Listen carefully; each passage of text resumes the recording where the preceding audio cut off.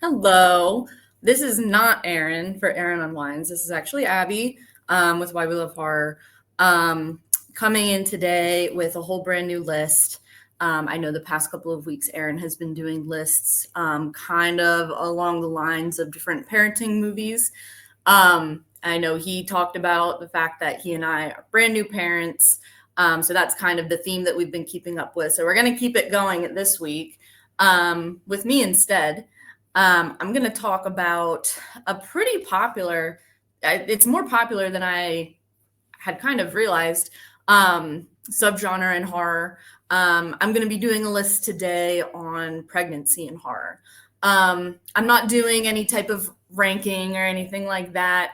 Basically, just giving a list of movies that I personally think would be really uncomfortable to watch if you do find yourself pregnant. These are movies that I would probably not want to watch during that time. So I'm kind of just starting earlier movies to start. So the first one that I'm going to talk about, and I'm not going to do a full synopsis or anything like that, kind of similar to how Aaron did it, just going to be very brief, kind of talk about why this is uncomfortable, how it relates, that type of thing. So the first movie that I was going to talk about is Rosemary's Baby. That is kind of like the quintessential pregnancy horror that's like the OG pretty much. And it's a movie that I actually watched specifically for this video because it's been a really big blind spot of mine for the longest time. It's a longer runtime. That's pretty much the reason why I hadn't watched it until now. But it is an excellent movie. Very, very difficult to watch in certain circumstances. There's a lot of things in this movie that made me feel pretty icky. And I did not realize that there was going to be that kind of stuff in this movie. A lot of stuff with the husband, different gender roles, feeling just super uncomfortable for your pregnancy type of thing. And I mean, the movie is it's been around since the 60s. So I think most people know the premise. It's basically a couple moves to New York wanting to plan a family, but turns out the baby that she's going to be having is not what it seems. So obviously it's a classic. It's an excellent movie. I'm very sad that it took this long for me to watch it. Definitely recommend. The second movie that I'm going to talk about, Aaron actually mentioned it, I think, in one of his videos. So I'm not going to talk too much about it. It's David Lynch's Eraserhead. Again, I think that's one of like the OG parenting, pregnancy, existential, being really scared of all of this kind of thing movie. Again, I'm not the biggest David Lynch person. I think great director. He's just a very acquired taste. So this is not a movie that I would really ever want to go back to, but just because it just does such a good job of really getting under your skin, making you feel uncomfortable. I know this movie is more from like the father's perspective, but again, it's if you're into very weird existential parenting type movies, this is definitely one that you'd want to watch and I'd recommend. The next one, so I have two from the same director back to back. The next one is The Brood by David Cronenberg. This one, I think it's worth a one-time watch.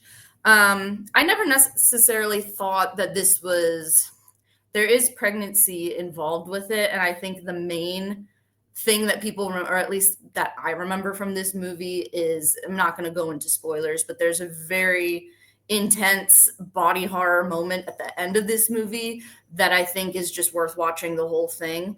Again, this is another movie that has to deal a lot with mental health and birth and children and all of that. Again, it's not my favorite. I think it's definitely worth a watch, especially just for this one body horror moment at the end. But that's pretty much the gist of The Brood. The next Cronenberg movie that I'm going to talk about is The Fly. Now, The Fly, I would say it's not necessarily, pregnancy is not like the forefront of this movie. If anything, I mean, maybe I guess a mild spoiler for a movie that came out how many years ago. But there is a subplot involving it. I think it's a pretty terrifying subplot if you really think about it.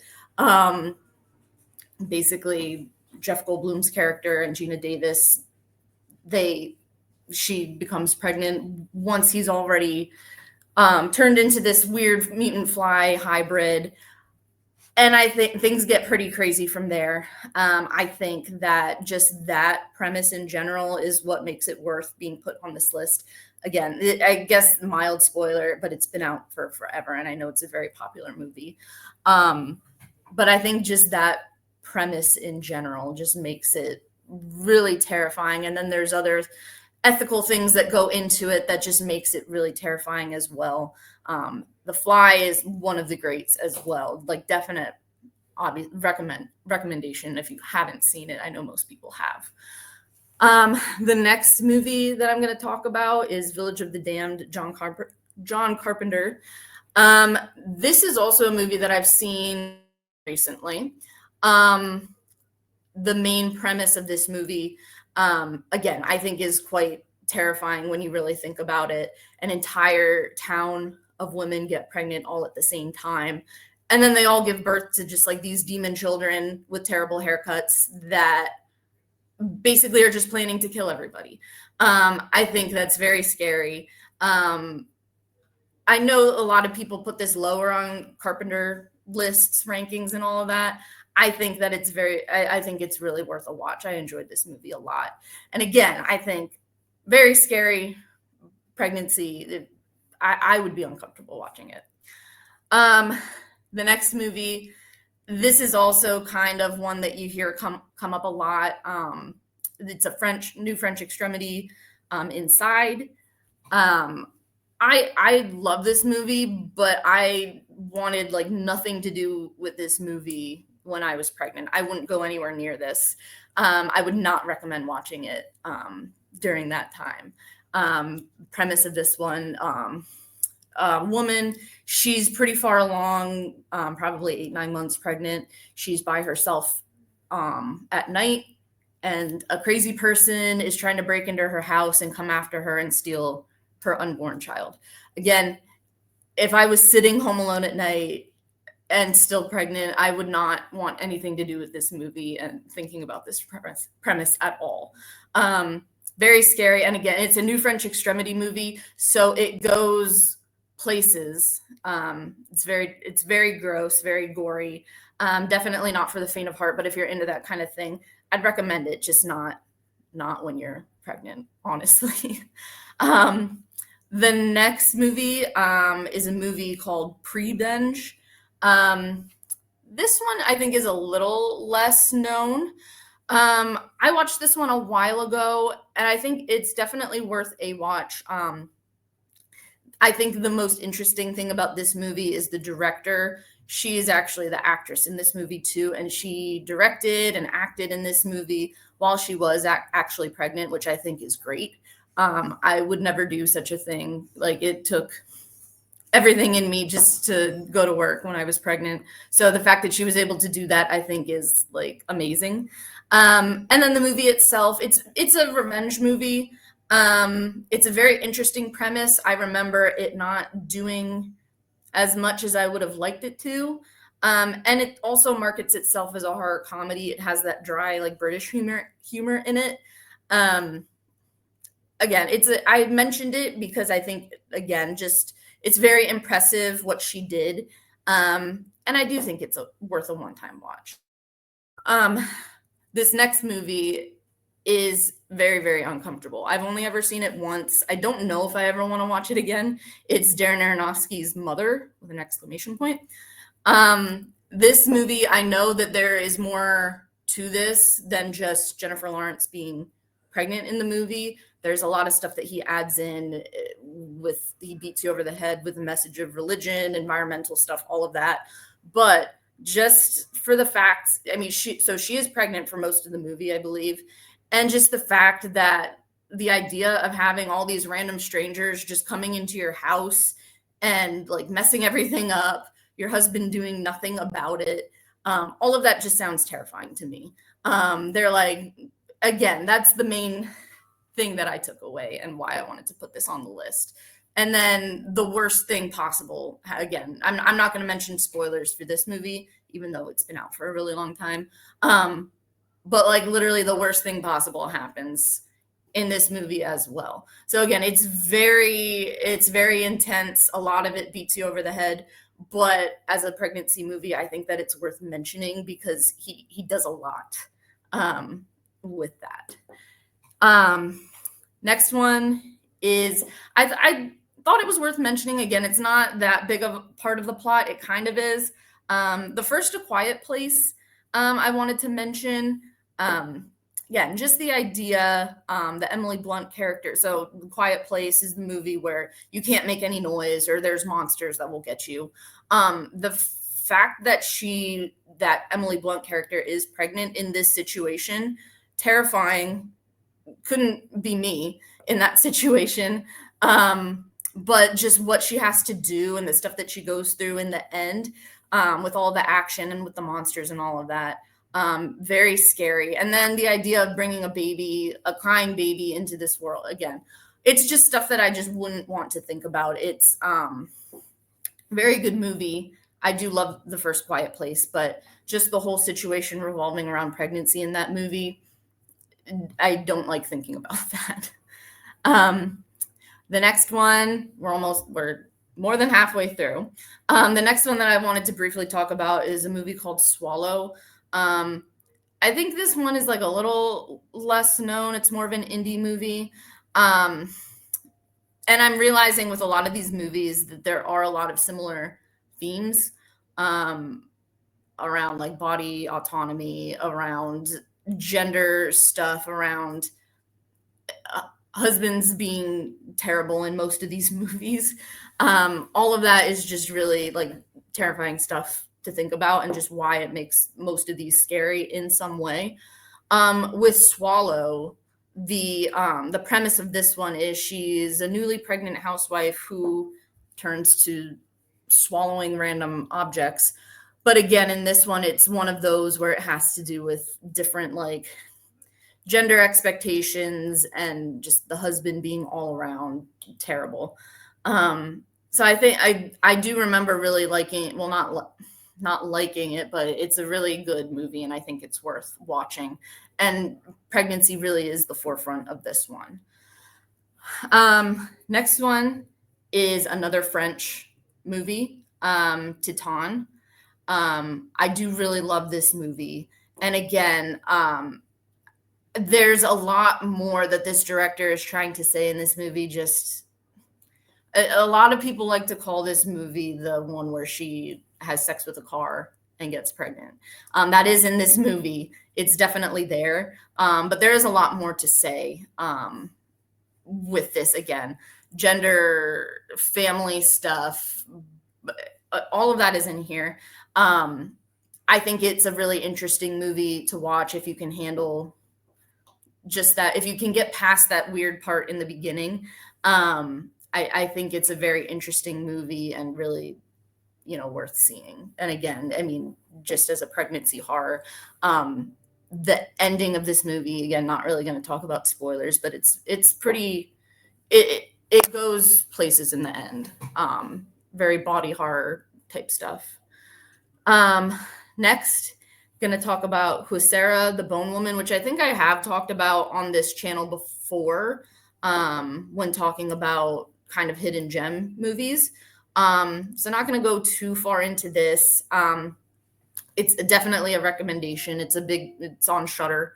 So I'd really recommend this one. This one is more supernatural woman, trying to get pregnant and then gets there with the help of supernatural forces. And then there's a lot of dark things that happen. Again, not going to go too far into it, but just mainly in regards to expectations of motherhood, that type of thing. Again, it's a very dark movie, but I would really, I would recommend this one if you wanted, kind of more of a supernatural pregnancy horror. Next one, kind of getting to the ones that came out within the past year, Immaculate with Sydney Sweeney. This one, I mean, I could say a lot of the same things that I could say about Rosemary's Baby. Very, very similar premise, except this is just a girl going to be a nun and gets kind of caught up in a lot of dark stuff. Becomes pregnant, and then she has to go through a lot in this movie, especially a lot of the action stuff towards the end. I think just even for the ending scene alone, which we've talked about on this channel before, I think it's horrifying and definitely worth watching.